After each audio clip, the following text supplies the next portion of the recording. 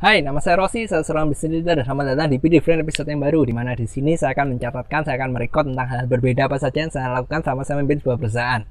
Oke, minggu ini saya berfokus kepada trik psikologi, lebih tepatnya berfokus pada psikologi manusia, dan hal ini saya ajarkan kepada tim sales dan marketing saya.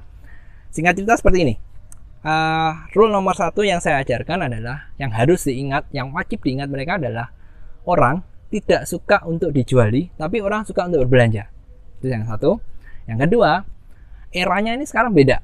Di tahun 90-an ketika saya masih kecil, cara orang untuk mendapatkan informasi tentang suatu produk, jasa, dan sebagainya adalah dengan bertanya langsung ke penjualnya. Tapi di sekarang, 2021, di era informasi ini, orang sudah tidak melakukan hal tersebut. Yang dilakukan adalah mereka search dari Google, dari HP-nya, dan mereka bisa menemukan apapun yang mereka cari. Kebutuhannya apa, keinginannya apa, di search di Google mereka dapat. Sehingga hal ini semakin memperkuat bahwa orang itu tidak suka dijuali. Kenapa? Ya karena ketika kita berusaha menjuali, memberikan informasi tentang produk, mereka merasa, aku sudah tahu, aku bisa cari di internet, kamu nggak perlu ngomong seperti itu. Selesai. Sehingga itu lebih kuat lagi. Mereka lebih tidak suka dijuali, walaupun mereka lebih senang berbelanja. Karena lebih gampang kan sekarang, jadi orang lebih suka berbelanja.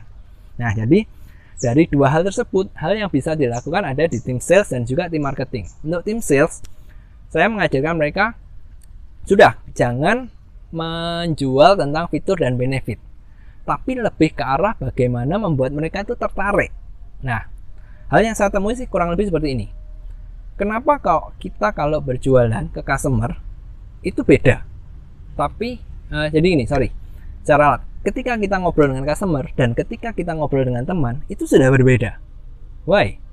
Padahal harusnya itu sama. Nah, biasanya orang-orang itu kalau ketemu customer itu berusaha untuk jualan. Tapi untuk teman, mereka berusaha untuk ngobrol, mencari tahu apa yang sebenarnya dibutuhkan dan mereka memberikan lebih ke arah advice. Nah, seharusnya idealnya itu harus dilakukan hal yang sama.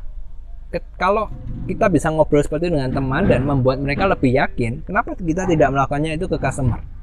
Jadi poinnya adalah jangan berjualan lewat fitur dan benefit, tapi buat customer itu tertarik membeli, yaitu dengan menyentuh emosinya dan juga dengan mengetahui apa toh yang sebenarnya kamu butuhkan, yang kamu inginkan. Itu di sales.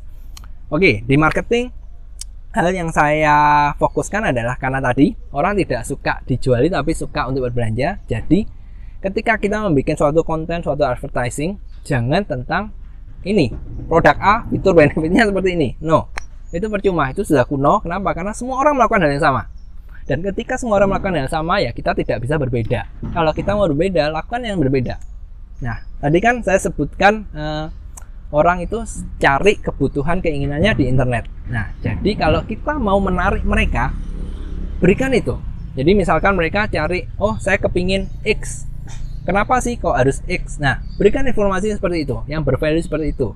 Harapannya adalah ketika customer menemukan kita, entah itu lewat internet atau itu lewat TV dan sebagainya, ya saya sih lebih menyarankan tentang internet. Intinya ketika mereka menemukan hal itu, mereka bisa lebih percaya dan tertarik. Kata kuncinya adalah percaya. Ya, tadi saya sudah sebutkan bahwa semua orang melakukan itu.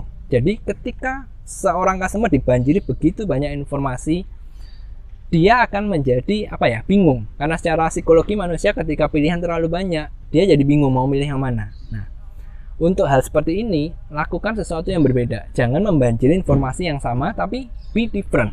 Berikan konten yang berbeda sehingga customer lebih gampang memberikan pilihannya ke kita dan juga dia lebih percaya tadi.